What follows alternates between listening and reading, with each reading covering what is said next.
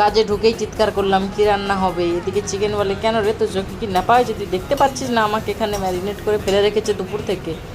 পেঁয়াজ বলে ভাই রে, আমি তো অনেক লাল হয়ে গেছি, এবার তো কিছু দে। টমেটো বলছে এসেই আমাকে পেস্ট করে রেখে দিয়েছি, এর আর কোনো কাজ নেই।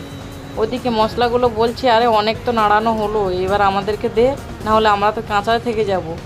তাই তাড়াতাড়ি করে মশলাগুলো দিতে থাকলাম। ওদিকে গরম মশলা আওয়াজ দিচ্ছে, আরে আমি নিচে আছি, আমাকে ভুলে যাস না, তুই তো আবার আমাকে রোজ ভুলে যাস, তাড়াতাড়ি মাখিয়ে নে। চাল বলছে এই এবার আমাকে জলে ডুবিয়ে মারবে।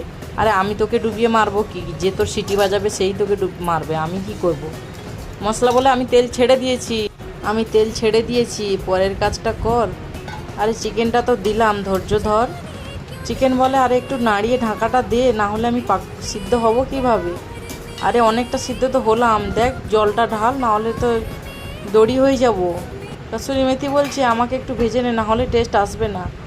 আর আমি বলছি তোরা থাক এখন, আমি চললাম, বাই বাই, টাটা।